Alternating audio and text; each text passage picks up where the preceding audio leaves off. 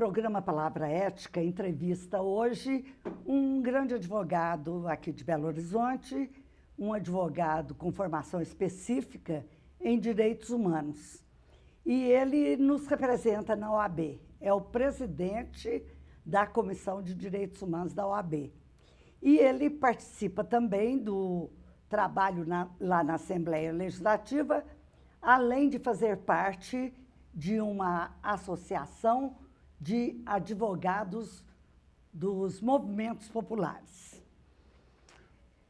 Apesar dessa formação específica do nosso convidado, que é o William Santos, né, eu vou começar a entrevista falando um pouco da conjuntura nacional, que é onde os direitos humanos se localizam, né? E no segundo bloco nós vamos falar especificamente da comissão da OAB, do trabalho que está sendo feito na Assembleia e de outros trabalhos que ele tem assumido. William,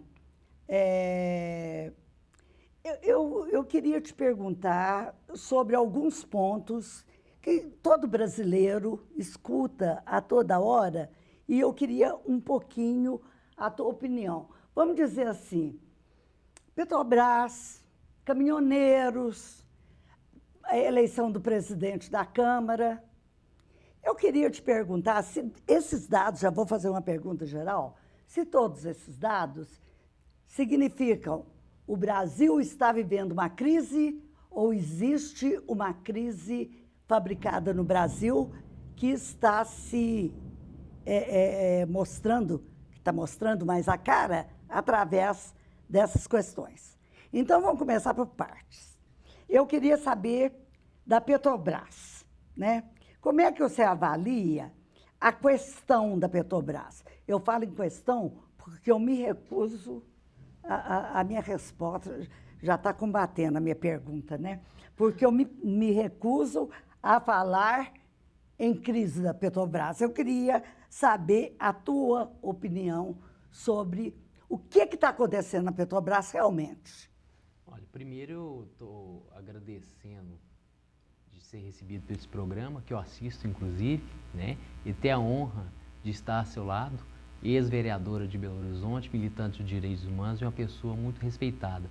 E foi inclusive, né, você a primeira ouvidora de polícia do estado de Minas Gerais. Então, para a gente isso é significante, porque coloca, inclusive, na sua pessoa, né, o reflexo daquilo que a gente acha que é bom fazer em prol da sociedade. Obrigada. Né? Agora, em relação à sua pergunta, tem umas coisas que são interessantes. Questão da Petrobras, né? Pode até não ser unanimidade, mas a questão da Petrobras está tomando todo o espaço da mídia.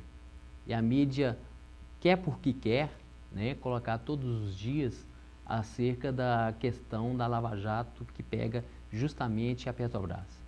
Aí tem um negócio muito interessante, Caiafa, que a Petrobras foi em 2009, 2010 e 2011 a maior empresa brasileira com inclusive investimentos, né, com alto poder tecnológico em descoberta, né, do petróleo em águas profundas. Ela detém essa tecnologia. Eu queria só fazer bem um parêntese e te contar que a minha geração, que hoje está aí na era dos 70, né? Eu já estou com 74, vou fazer ainda esse ano, mas é por aí. Não parece. Pô, obrigada. Mas vamos lá. Nós batalhamos muito pelo petróleo é nosso, né? O petróleo não dá 2 safras. Foi exatamente a grande batalha que nós tivemos sobre a Petrobras, a conquista da Petrobras na década de 60, né? E nós vamos ter que retomar isso, no meu entendimento, isso. Porque o que está acontecendo com a Petrobras não é só uma programação da grande mídia para poder desmoralizar e deixar para trás isso. Inclusive tem uma coincidência muito grande, né? As ações que estão acontecendo na Ásia, principalmente entre a Ásia e a Europa, com a intervenção do Moscou numa região, né? Elas chegaram a um ponto que o próprio Estados Unidos e os maiores produtores de petróleo fizessem com que o preço internacional da commodity, do petróleo, caísse para baixo. Isso afetou, inclusive, a Petrobras. Então tem muita coisa que a gente maldosamente pensa que é coisa fabricada. Foi noticiado aqui como se fosse. Sim, porque né? as ações despencaram tanto, né? Isso põe a credibilidade da empresa lá embaixo e facilita, inclusive, a entrada e a especulação de alguns setores falarem e afirmarem que querem a privatização como se fosse, né, o salvamento dessa empresa que é patrimônio histórico e que no passado houve, inclusive, né, uma frente popular em defesa da Petrobras, que eu acho que, inclusive, agora isso tem que ser resgatado. Pois é, inclusive era a menina dos olhos do governo Fernando Henrique Cardoso para ser a próxima privatizada.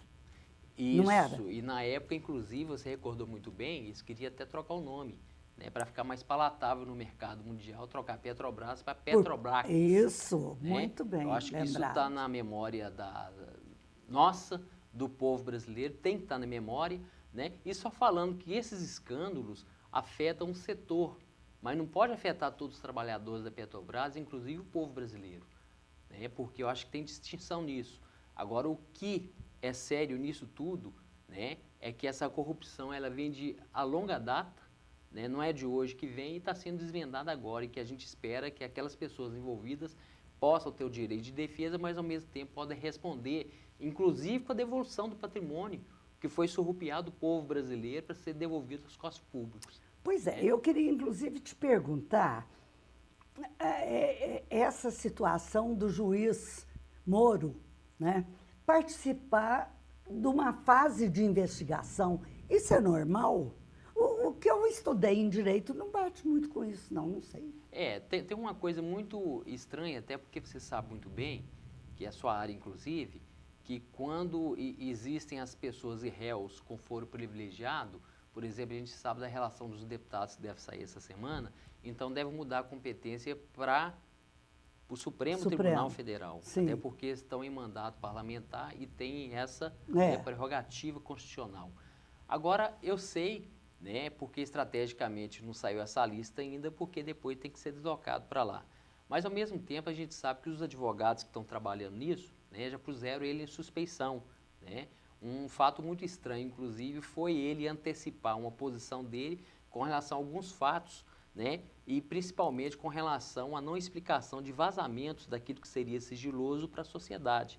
Primeiro chega para a imprensa e o povo fica sabendo depois, só pela metade, né? Isso foi, inclusive, alvo, e foi isso muito criticado nas vésperas da eleição, que uma revista em nível nacional antecipou uma edição dela para um sábado, chegou na sexta, para uma sexta no sábado, com fatos que, inclusive, que não foram nem depois, né, publicitados, e muito menos esses fatos foram considerados como verdadeiros. Quer dizer, houve uma precipitação para ter um efeito político na eleição, o que a gente também não concorda. Eu acho que a justiça tem que ser isenta.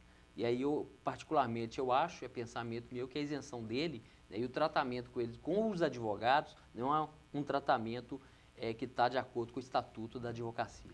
Eu outro dia, me encontrei pensando que o Joaquim Barbosa está fazendo escola. Né? Talvez seu aluno predileto seja o juiz Moro.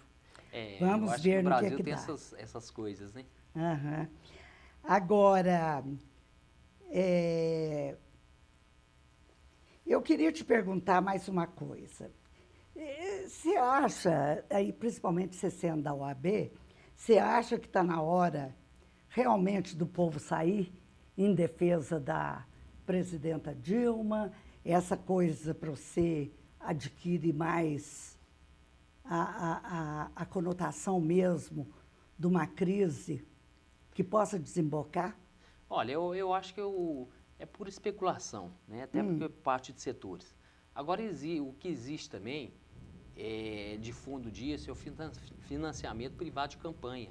A própria OAB Nacional do Conselho Nacional entrou com a ação no Supremo, que está guardado, engavetado, né? Foi pedido vista nesse processo do julgamento, não foi ainda concluído o julgamento do Supremo, que entende até então, né, e que é contra o financiamento particular, né, e privado de campanha. Eu acho que o nó e o fundo de tudo isso está por trás disso, esse financiamento privado de campanha, quer dizer... É aquele caso que tem um ministro sentado em cima? É verdade. Eu estou falando essas coisas para você porque... É o Gilmar Mendes que pediu vista. O Gilmar. O ministro Gilmar Mendes pediu vista no processo. Isso. Muito estranhamente, não pôs na pauta ainda do Supremo, né? Isso com vários pedidos da OAB para colocar isso na pauta para poder E o processo está discutir praticamente julgado. isso. O mais grave é isso. Está praticamente julgado, esperando, inclusive, manifestação de poucos ministros do voto deles para poder terminar o julgamento. Então, é uma situação muito estranha, né? Que vem ao encontro com isso que acontece no Brasil em nível nacional e essas especulações em nível internacional, né, que é a baixa do preço da commodity do petróleo e que afeta não só aqui, mas afeta diretamente, não por coincidência, a União Soviética, a Rússia, o Brasil e a Venezuela, que são 3 países, inclusive, que são afetados diretamente, né, por essa articulação internacional que os Estados Unidos fez e que tem que estar sabendo a população. Porque, na verdade, se o preço do petróleo e a commodity baixa lá fora, tá, isso inviabiliza, inclusive, o projeto que o Brasil recentemente descobriu, né, que é o pré-sal e as estimativas que a gente tem aqui de petróleo, que garantiria, inclusive, né, dos projetos às vezes, que foram aprovados, o investimento social no nosso país. Escuta, tem vazado de uma maneira mais consistente. Sistemática, né? Não, mas eu vou te falar outra coisa. De modo que não só nós temos tido esse conhecimento, porque eu acho que muita coisa fica em torno da chamada, assim, daqueles quadros que vão atrás da notícia. Para grande parte da sociedade brasileira, eu acho que só passam as informações do PIG, né? Dos jornais Verdade. que formam o Partido de Informação Golpista.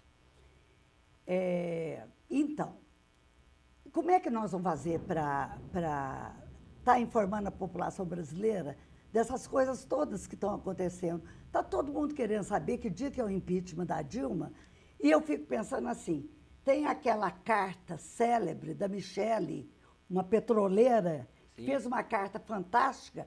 Por que nós não pomos aquilo em 4 páginas para ficar fácil de ler e não vamos distribuir nos metrôs, do ponto de ônibus, como a gente fazia antigamente? Quero fazer 2 perguntas para a gente encerrar esse bloco. E a segunda coisa, a OAB pensa que está na hora da gente sair, ir para a rua, de formar um conselho de liderança para dar o caminho, para dar a orientação para essas pessoas que querem ajudar a segurar o mandato da Dilma? Olha, tem uma proposta de reforma política, foi discutido pela OAB e a CNBB, que é pouco divulgado.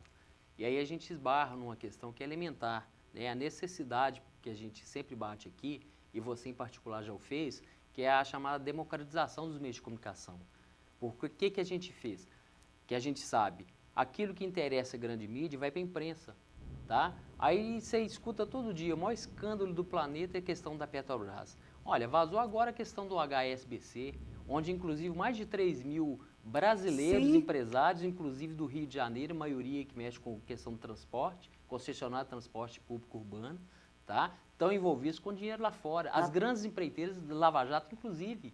Isso aí, tá? Quando atinge a grande mídia, inclusive uma grande emissora aqui no Brasil, né, que é líder de audiência. é capaz de ter alguns juízes também no meio disso, né? Eles apareceram e isso não é divulgado pela imprensa. Pois Então, a democratização da grande mídia tem que aparecer. Porque quando chega neles, não vão fazer isso não, porque atrapalha.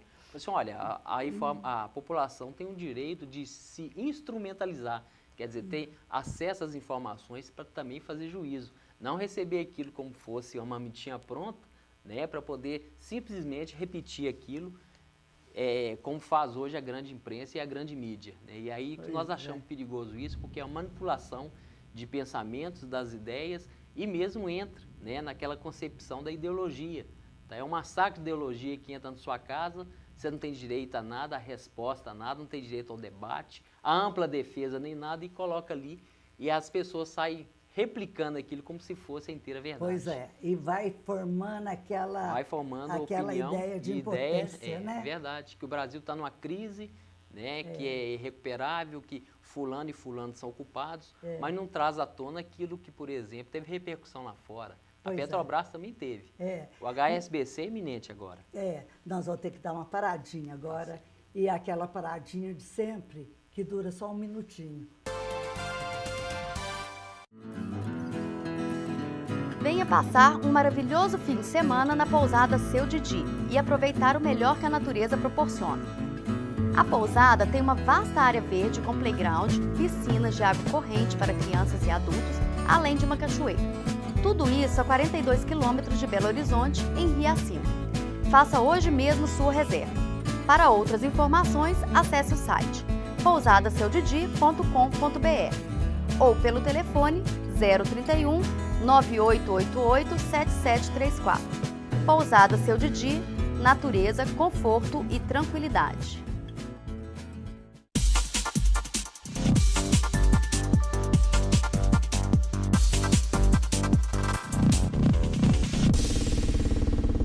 Para derrubar adversários e que sabem como ninguém o que fazer em meio a uma confusão na rua. Aí a gente foge da briga. A sua vida vale mais que qualquer discussão. No Brasil, milhares de pessoas são mortas por impulso. Conte até 10. A raiva passa, a vida fica. Paz, essa é a atitude. Uma campanha do Conselho Nacional do Ministério Público e ENASP.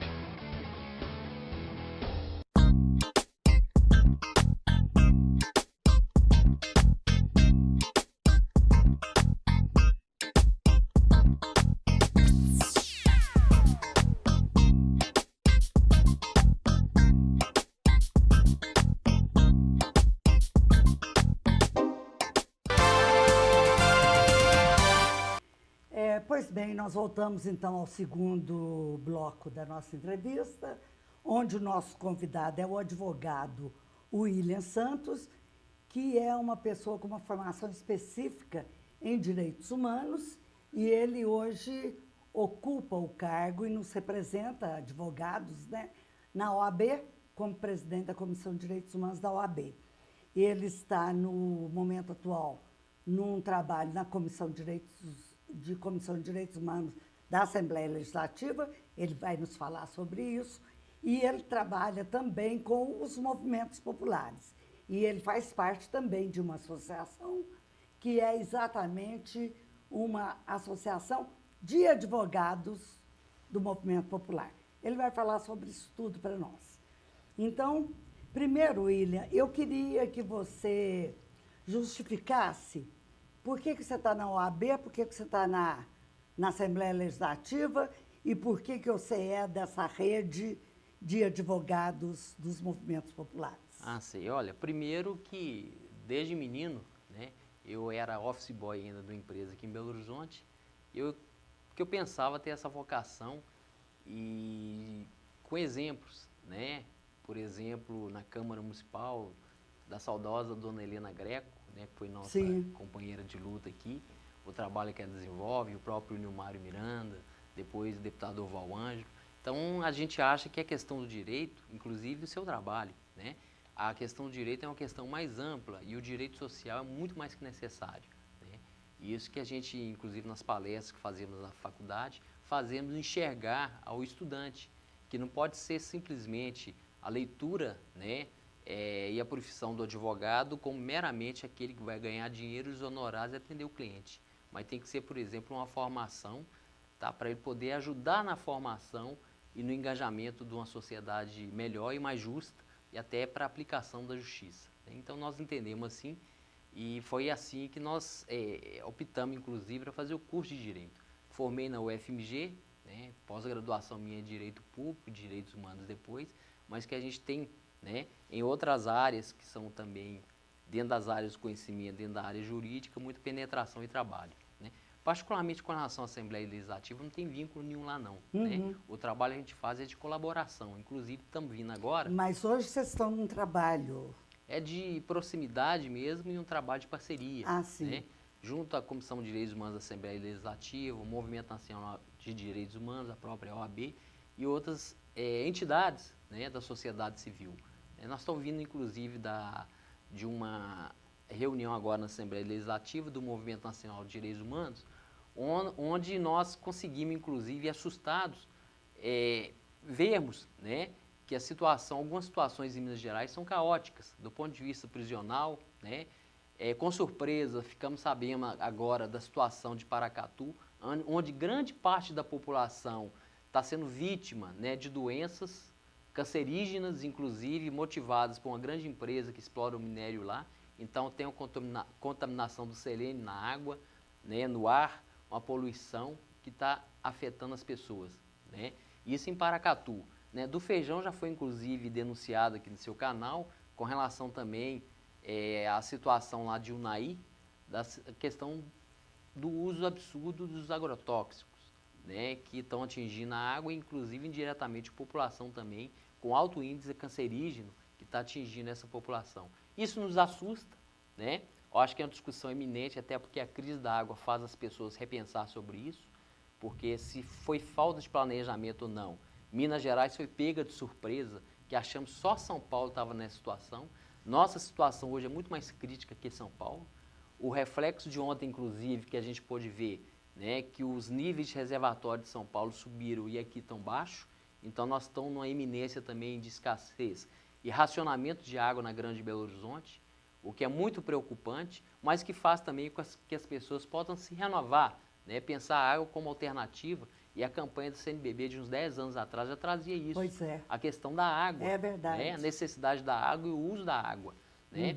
Nós tivemos 14 anos atrás, Caiafa, umas denúncias, por exemplo, lá de uma comunidade, lá do norte de Minas, de Verdelândia, de chama Brejo dos Crioulos, que começou, por exemplo, com a disputa da água, né? Uma comunidade quilombola, que disputava a água e perdia essa disputa para os grandes fazendeiros, que retiravam a água e não deixavam águas para aquela comunidade. E hoje o que a gente vê? Parece que aquela história que era localizada ali atingiu todo o estado de Minas Gerais.